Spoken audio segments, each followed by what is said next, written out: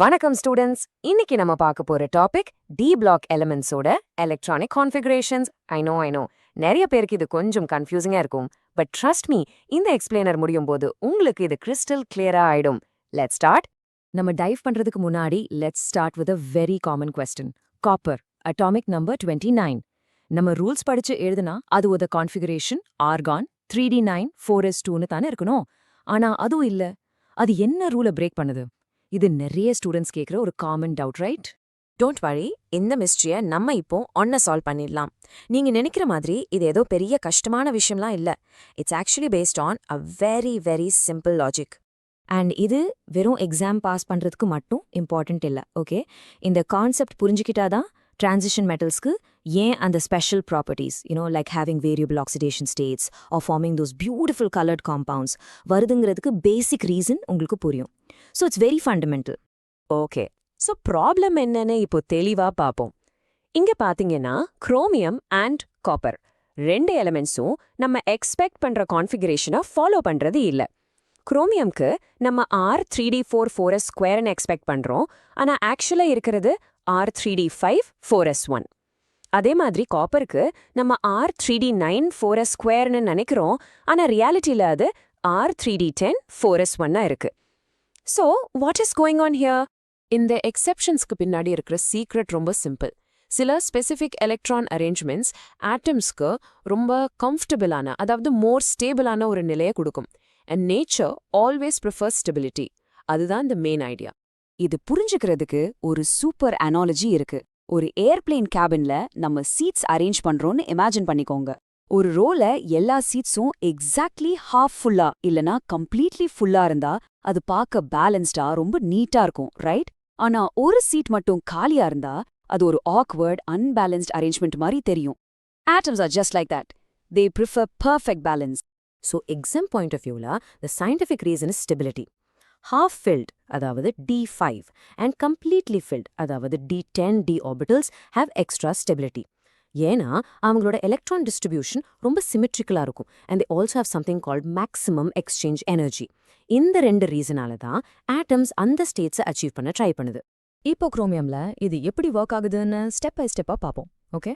நம்ம கிட்ட ஒரு 4s orbital box and 5 3d orbital boxes இருக்குன்னு நினைச்சுக்கோங்க. யூஸ்வலி நம்ம 4sல 2 எலக்ட்ரான் ஃபில் பண்ணிட்டு மீதி இருக்கிற 4 எலக்ட்ரான்ஸை 3dல ஃபில் பண்ணுவோம். அது 3d4 4s2. ஆனா ஒரு நிமிஷம் திங்க் பண்ணுங்க. 5 3d பாக்ஸஸ்லயும் ஒரே ஒரு எலக்ட்ரான் இருந்தா அது ஒரு beautiful half filled D5 state ஆகிடும். And that is super stable. அதனால என்ன ஆகுதுன்னா 4s ஆர்பிட்டல்ல இருந்து ஒரு எலக்ட்ரான் 3d ஆர்பிட்டலுக்கு ஜம்ப் ஆயிடுது. So now what do we have? The much more stable R3d5 4s1 configuration. See?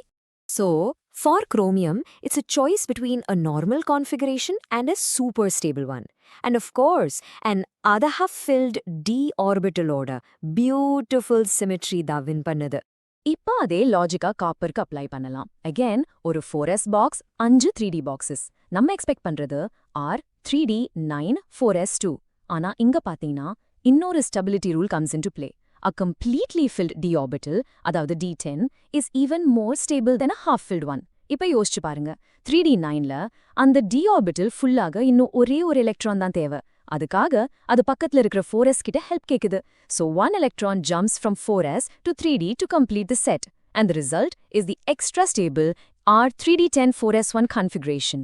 So, in copper's case, a தன்னனே fully filled d orbital-oda a perfect balance and maximum stability தான் win பண்ணுது. It's as simple as that. Okay sir, இதெல்லாம் தியரியா சொல்றீங்க. Half filled, fully filled, stability. இதுக்கு real வேர்ல்ட்ல நம்ம கண்ணல பாக்குற மாதிரி ஏதாவது ப்ரூஃப் இருக்கா? Excellent question. Of course இருக்கும். Let's look at a very common example from the lab. நம்ம அயனோட எக்ஸாம்பிள் எடுத்துக்கலாம். லேப்ல நீங்க ஃபெரஸ் 2 அயன் இருக்கிற சொல்யூஷன் பாத்தீங்கன்னா அது ஒரு மாதிரி பேல் கிரீன் கலர்ல இருக்கும். அதோட கான்ஃபிகரேஷன் பாத்தீங்கன்னா ஆர்கான் 3d6. இப்போ அதை நம்ம ஆக்சிடைஸ் பண்ணி ஃபெரஸ் 3 அயனா மாத்தினா அந்த சொல்யூஷனோட கலரே மாறிடும். It becomes yellow brown.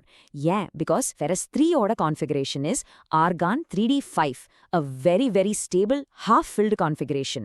So think about it. நீங்க லேப்ல பாக்குற அந்த simple colour change from green to yellow brown அது வெறும் கலர் சேஞ்ச் இல்ல.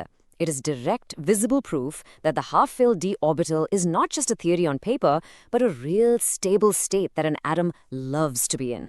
சரி, நம்ம எக்ஸாம்க்கு போறதுக்கு முன்னாடி ஒரு குவிக் ரீகேப் பண்ணிடலாம். Just remember these 3 things. First, the core idea. Stability is king.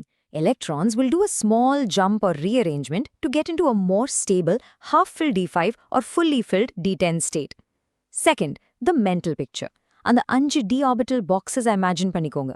குரோமியம்க்கும் காப்பருக்கும் 4s பாக்ஸ்லேருந்து ஒரு எலக்ட்ரான் ஜம்ப் பண்ணி d boxes ஸ்டேபிள் ஆக்கும்.